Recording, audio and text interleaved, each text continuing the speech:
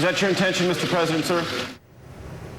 All right, with us now from Seattle, Naveed Jamali, a former FBI double agent and the author of How to Catch a Russian Spy. And in Washington, Ken Delaney, an intelligence and national security reporter for the NBC News investigative unit.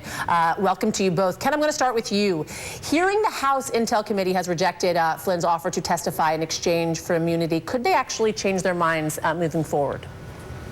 Well, so it's the Senate Intelligence Committee actually has rejected, at least initially, this offer. And their position, yes, they could change their mind, to answer your question.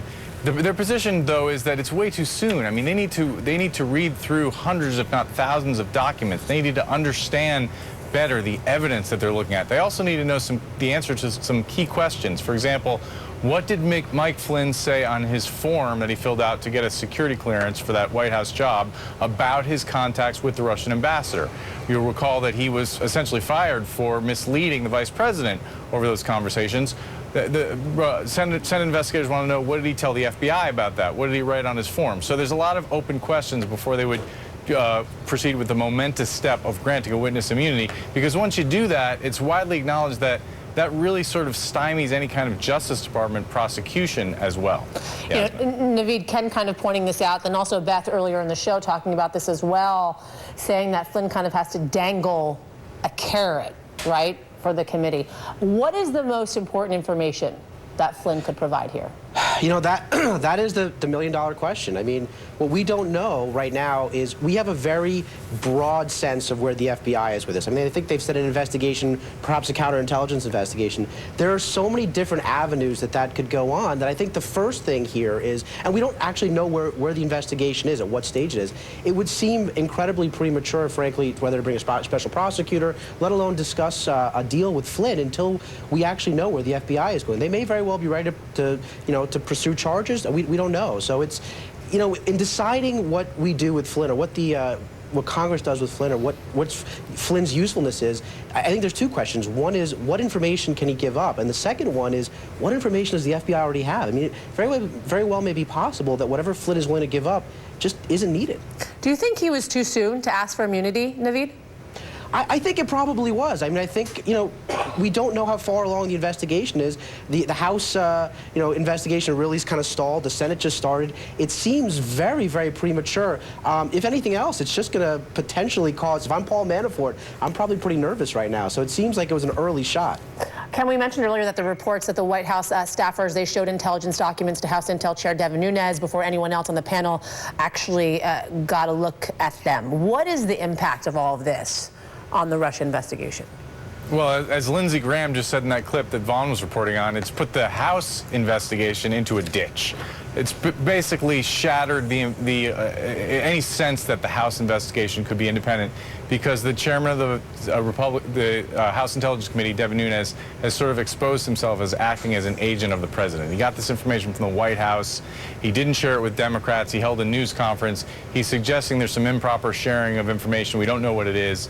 So really, folks are looking to the Senate now, which has maintained a sort of a veneer of bipartisanship, and to the FBI to conduct the independent investigations here, Yasmin. And Naveed, you were saying that, you know, Manafort should feasibly be a little nervous right about now. What about the Kremlin? You think they're nervous? You think they care? I think they care very much. I mean, we're seeing all sorts of things coming out.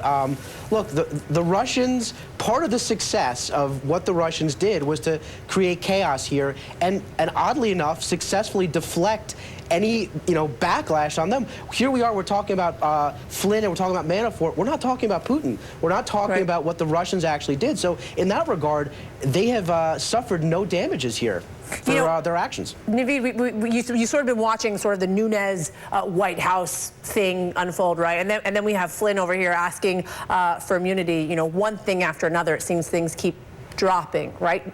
Any connections you see there? That is, it just seems, as I said to Ken, it seems like there is this dovetail, that something has to connect. I mean, the question of Manafort, the question of Flynn, the question of Goosefer, all these sort of things where there's all this smoke, and then we know that the Russians were actively trying to do things.